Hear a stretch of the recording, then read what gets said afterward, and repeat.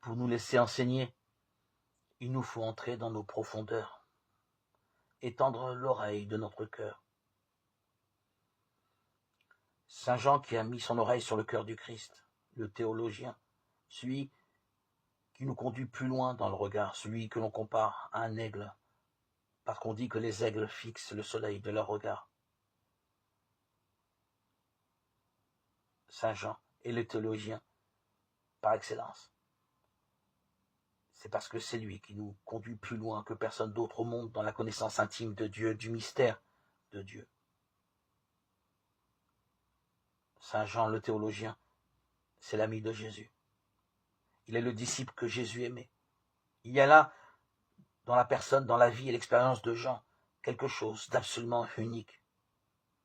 Jean a été l'ami de Jésus avec tout ce que cela suppose de connaissance, d'intimité et de communion profonde. Ce titre, le disciple que Jésus aimait, veut dire que Saint Jean a perçu le centre de sa vie, la signification de son existence, le nœud de sa relation avec Jésus comme étant exprimé par cette amitié. Et cette amitié lui a permis d'aller jusqu'au cœur du mystère de Jésus, du mystère de Dieu.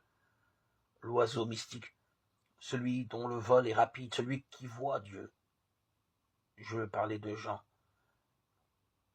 S'élève donc au-dessus de toute la création visible et invisible, pénètre toute pensée. Plongeant alors son regard au plus profond de la vérité, au-delà de tout ciel, dans le paradis des paradis, c'est-à-dire dans la cause de toute chose,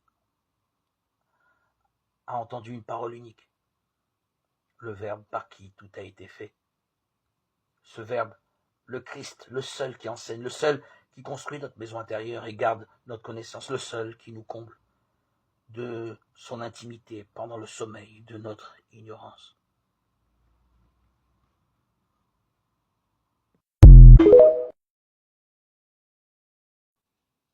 Ne travaillez pas pour la nourriture qui s'abîme, mais travaillez pour la nourriture qui dure et qui donne la vie, avec Dieu pour toujours. Cette nourriture, le Fils de l'homme vous la donnera. En effet, le Père, qui est Dieu lui-même, a donné son pouvoir au Fils. Jean 6, 27. Avec une seule offrande, il a rendu parfait pour toujours ceux qui sont libérés du péché. Et quand les péchés sont pardonnés, on n'a plus besoin d'offrande pour les enlever. Frères et sœurs chrétiens, nous sommes sûrs de pouvoir entrer librement dans le lieu très saint, parce que Jésus a répandu son sang. Hébreux 10, 14, 19. Si quelqu'un parle contre le Fils de l'homme, il recevra le pardon. Mais s'il parle contre l'Esprit Saint, il ne recevra pas le pardon, ni dans cette vie, ni dans la vie qui va venir. Matthieu 12, 32. Jusqu'à Jean-Baptiste, c'était le temps de la loi de Moïse et des prophètes. Mais depuis Jean-Baptiste, on annonce la bonne nouvelle du royaume de Dieu. Et tous font des efforts pour entrer dans le royaume. Luc 16, 16. Le Christ est entré une fois pour toutes dans le lieu saint auprès de Dieu. Il n'a pas offert le sang des boucs et des jeunes taureaux, mais il a offert son sang à lui. Et il nous a libérés pour toujours. Hébreux 9, 12. On l'a mis au tombeau et le troisième jour, Dieu l'a réveillé de la mort, comme les livres saints l'avaient annoncé. 1 Corinthiens 15, 4. C'est pourquoi Dieu l'a placé très haut, et il lui a donné le nom qui est au-dessus de tous les autres noms.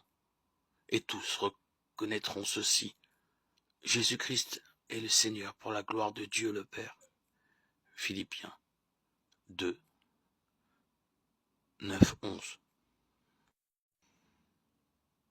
Je vous l'ai toujours montré, il faut travailler de cette façon pour aider les pauvres.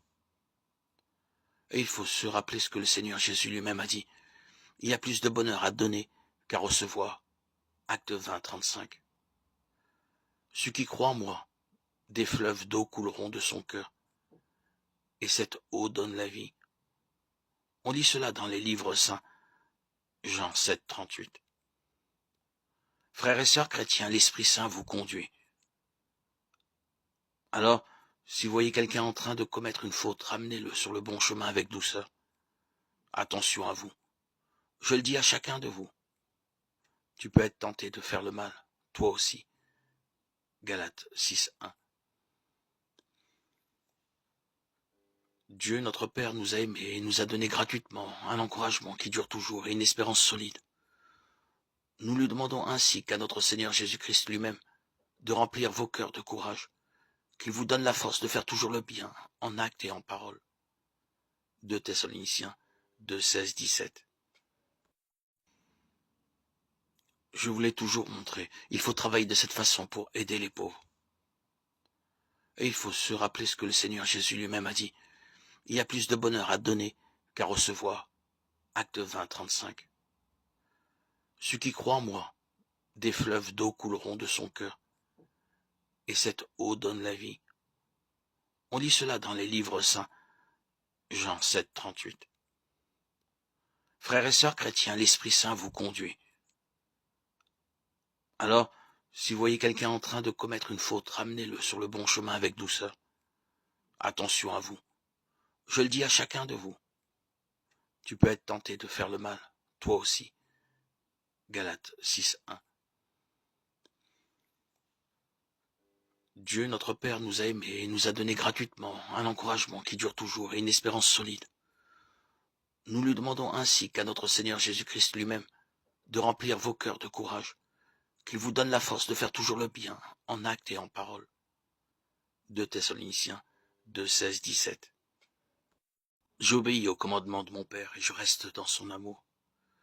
De la même façon, si vous obéissez à mes commandements, vous resterez dans mon amour. Jean 15, 10. Le Seigneur me protège avec puissance, il est mon bouclier. Je lui ai fait confiance. Il est venu à mon aide. Mon cœur danse de joie, je remercie le Seigneur en chantant. Psaume 28, 7. Voici ce que Dieu commande. Nous devons croire au nom de son Fils Jésus-Christ et nous aimer les uns les autres comme le Christ l'a commandé. 1 Jean 3, 23. Nous croyons et par Jésus nous pouvons nous approcher du Dieu d'amour en qui nous vivons maintenant. Et nous sommes fiers parce que nous espérons recevoir la gloire de Dieu. Romains 5, 2. Seigneur, c'est toi qui éclaires ma vie. Mon Dieu, tu es la lumière dans ma nuit. Avec toi, je peux attaquer mes ennemis. Avec mon Dieu, je peux franchir le mur de la ville. Psaume 18, 29, 30. Apprends à être vrai, à réfléchir. Aime la bonne éducation et l'intelligence. Et quand tu possèdes ces qualités, ne les gaspille pas. Proverbe 23, 23. L'entraînement du corps est utile, mais à peu de choses. Au contraire, la fidélité à Dieu est utile à tout. En effet, à celui qui est fidèle à Dieu, la vie est promise pour maintenant et pour plus tard. 1 Timothée 4, 8. Toute la gloire de Dieu brille sur lui. Ce Fils est vraiment ce que Dieu est, et sa parole puissante soutient le monde. Il a lavé les êtres humains de leurs péchés, puis il s'est assis dans les cieux à la droite de Dieu, très puissant. Hébreux 1, 3. Thomas lui répond, « Mon Seigneur et mon Dieu. » Jésus lui dit, « Tu crois parce que tu m'as vu. » Ils sont heureux ceux qui n'ont pas vu et qui croient. Jean 20, 28, 29. Ainsi vous serez innocents, on n'aura rien à vous reprocher. Vous serez des enfants de Dieu sans défaut. Au milieu de gens malhonnêtes et mauvais. Parmi ces gens-là, vous brillez comme des lumières dans le monde. Philippiens 2, 15. Dieu dit, voici mon serviteur que j'ai choisi, celui que j'aime. Je l'ai choisi avec joie. Je mettrai mon Esprit Saint sur lui. Et il annoncera le droit au peuple. Matthieu 12, 18. Je souhaite que vous parliez tous en langue inconnue. Mais j'aime encore mieux que vous parliez au nom de Dieu. Parler au nom de Dieu, cela vaut mieux que de parler en langue inconnue. Sauf si quelqu'un traduit pour construire la communauté. 1 Corinthiens 14, 5. Jésus les a entendus et il leur dit, « Les gens en bonne santé n'ont pas besoin de médecins. Ce sont les malades qui en ont besoin. Je ne suis pas venu appeler ceux qui se croient justes, mais ceux qui se reconnaissent pécheurs. » Marc 2, 17.